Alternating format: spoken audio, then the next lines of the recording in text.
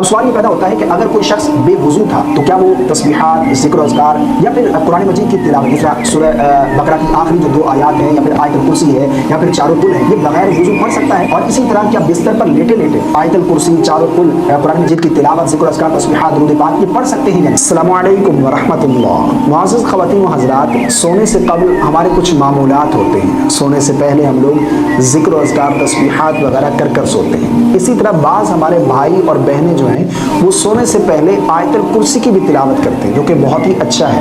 بلکہ آیت الکرسی کی تلاوت کرنے کے ساتھ ساتھ سورہ بقرہ کی آخری جو 2 آیات ہیں نا، ان کی بھی ہمیں تلاوت کرنی چاہیے۔ حضرت عمر اور حضرت علی مرتضیٰ رضی اللہ تعالی عنہ کا قول ہے، جس کا مفہوم یہ بنتا ہے کہ وہ شخص بے وقوف ہے جو سونے سے پہلے سورہ بقرہ کی آخری 2 آیات کو پڑھنا چھوڑ دیتا ہے۔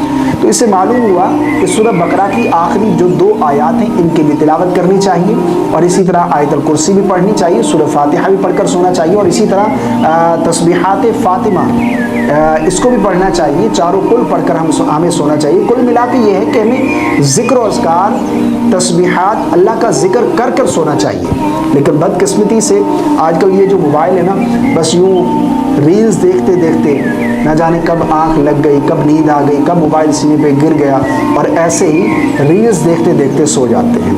اللہ تبارک و تعالی ہماری حفاظت فرمائے۔ اب خود سوچیں کہ جو شخص ریلز دیکھتے دیکھتے سو گیا اس کا انجام کیا ہوگا۔ تو ہمیں چاہیے کہ ہمیں ذکر و اذکار، تسبیحات وغیرہ جو ہے وہ اللہ کا ذکر کر کے سونا چاہیے۔ اب سوال یہ پیدا ہوتا ہے کہ اگر کوئی شخص بے وضو تھا تو کیا وہ تسبیحات، ذکر و اذکار یا پھر قرآن مجید کی تلاوت، جس طرح سورہ بقرہ کی آخری جو 2 آیات ہیں یا پھر آیت الکرسی ہے یا پھر چاروں کل ہیں، یہ بغیر وضو پڑھ سکتا ہے؟ اور اسی طرح کیا بستر پر لیٹے لیٹے آیت الکرسی، چاروں کل، قرآن مجید کی تلاوت، ذکر و اذکار، تسبیحات، درود پاک یہ پڑھ سکتے ہیں یا نہیں؟ دیکھیں، پہلا جو سوال ہے اس کا جواب یہ ہے کہ بہتر اور افضل یہ ہے کہ باوضو ہو کر جو ہے وہ قرآن مجید کی تلاوت کی جائے، ذکر و اذکار، تسبیحات وغیرہ جو ہے وہ کی جائے۔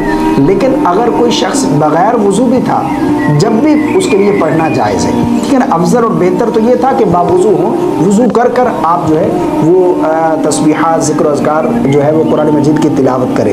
لیکن اگر کوئی بغیر وضو بھی کرتا ہے تو جائز ہے۔